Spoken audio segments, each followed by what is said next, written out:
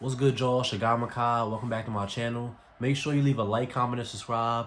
And if you're new, make sure you subscribe. I'm trying to hit 1,000 subscribers, and every subscriber helps. Over here on this channel, we make daily NBA content. So if you enjoy the NBA as much as I do, please subscribe. And today we're going to be talking about the Denver Nuggets and their whole situation this season. How they started off 1-4. What I think the main reason for that is. So the Denver Nuggets this year, they 1-4. They dropped 2 to the Kings. They just lost to the Suns last night, and they beat the Rockets, the shorthanded Rockets at that. They beat the Rockets because, the Rockets had lost the Marcus Cousins, Eric Gordon, John Wall to COVID and stuff. So their one win was against a team not at full power. And if the Rockets were at full power that game, I think they would have lost. So the big issue this year with the Nuggets is, an issue they've had for a while now, is the defense. Their defense this year is just not, just to say they're playing, it's not good at all. It's not, Nikola Jokic, Jamal Murray, Michael Porter Jr. These aren't defensive names that, when you hear these names, you don't think, oh, good, like, we're going to have good defense. Paul Millsap and Will Barton, I feel like he's might be the best defender in the starting lineup because, he's long, athletic, and move, but he's not, elite on defense or anything like that. The Denver Nuggets starting lineup this year has a defensive rating of 122. A defensive rating of 122. And if you don't know what that means, when your defensive rating that's that high, it's a bad thing. It's not like offensive rating. So their defense is, very, very bad. And, for the season, their defensive rating is 116.2. Their offensive rating is 113.3. But when the defensive rating is higher than the offensive rating, it's a recipe for disaster. And, their offense is, all-time great. Like, Nikola Jokic is averaging, like, a triple-double. He's giving you about 23 points, 13 assists, like, 11 rebounds. Jamal Murray is giving you about 21 points, good efficiency. Michael Porter Jr. is giving you about 19 points, good efficiency. Monte Morris is giving you, like, 8 points, I think. Pretty solid efficiency. Gary Harris is, still doing Gary Harris things, give you about 8 points. About 40% from the field, which is, not the best, but the offense is not the issue. The offense is always going to flow when you have a guy like, Nikola Jokic on the team. And we have such an explosive scorer in Jamal Murray. And we have an up-and-coming young star who I think is going to be an all-star very soon, in Michael Porter Jr. So the offense, obviously, is not the issue. But losing Jeremy Grant, you don't bring anybody in to replace, the defensive excellence that you had on that team. You bring in JaMychal Green, who is, never known to be that great of a defender, especially, this late in his career. But JaMychal Green is not the answer to their defensive problems. They didn't bring in anybody to, help the perimeter defense. Nikola Jokic is a, bad pick-and-roll defender. I wouldn't say he's, some elite rim protector. I'm sure he can guard post-ups, but when it comes to somebody just straight attacking, I don't think he has any hope. The last shot in the game last night was, a Chris Paul pick and roll. He got switched on to Jokic, a step back, and Jokic, was sent tumbling to the paint, a wide open shot pretty much. And, that's going to be the story a lot this year.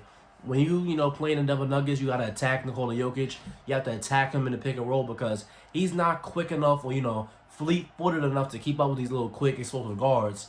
So that's really the game plan. And Jamal Murray is not some elite defender. He doesn't have, super long arms. He's not, 6'7" or anything like that. And, you would think that Michael Porter Jr. would be a good defender. But I'll just call it, reps this year. He's had a very short career. He came in the bubble last year, played a very short amount of games. He played 5 games this year. I don't expect him to be some, all-world defender. I do expect him to, develop into a better one, but right now you can't put the team's defense on Michael Porter Jr.'s back. And, when you look at this roster, there really are no great defenders. And that was the problem last year. When you look at this roster, who did they have to guard a guy like AD? Who did they have to guard a guy like LeBron? They didn't really have, Jeremy Grant was on LeBron, I don't think he stopped him or anything, but I think he did as good of a job as you want somebody to do. But who do they have for AD? Who's in the paint to, stop these great rim runners? Who's in the paint to stop, these explosive guards from getting to the paint? And now when you lose Jeremy Grant, who do you have on the perimeter on the wing who can stop anybody that's elite? Like, it's just really, it sucks, man, because Nikola Jokic is having an all-time year, averaging a triple-double. He's one of the only guys to do that so far this year, besides him and Russ, obviously, but he's giving you a nice, efficient triple-double, and it's just amazing to watch it happen. He's one of the best passers in the league. Jamal Murray is still doing Jamal Murray things, pull up threes, get into the rim, mid-ranges, all that. Michael Porter Jr. is having a resurgence, coming from the injuries in college to now what he is right now, 19 points on good efficiency. Like, you love to see it. But the Denver Nuggets defense, man, like, I don't really know a fix for this defense. Like, you just kind of have to roll with what you have. Now, do I think, they're going to miss the playoffs or anything like that? Because people like to, overreact to early on in the season. Like, 1-4 is not an ideal start, but they're not going to miss the playoffs or something like that. Obviously, they're going to be, 3-4 seed. Like, obviously, it's the Denver Nuggets, but come playoff time, I'm very frightened for this team because when teams know your weakness in the playoffs, they know they can just go attack Jokic. They know they can attack, Murray. They know they can definitely attack Michael Porter Jr.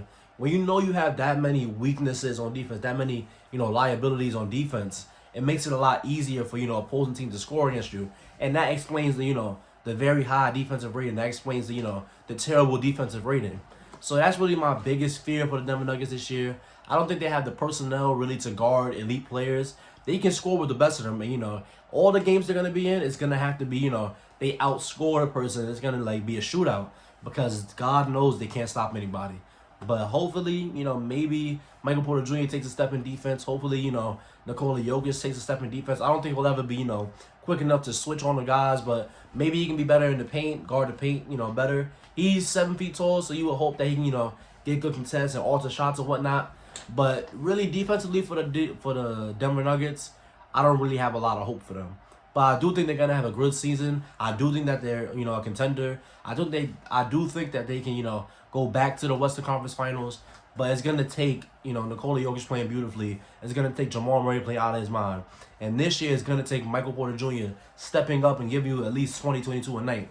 But yeah, that's really what's wrong with the Denver Nuggets, like the title says. Their defense is horrible, and that's why they've been dropping games to teams that they should not be dropping games to. But yeah, if you see the end of the video, thank you. Don't forget to like, comment, and subscribe, and I'll see you on the next one.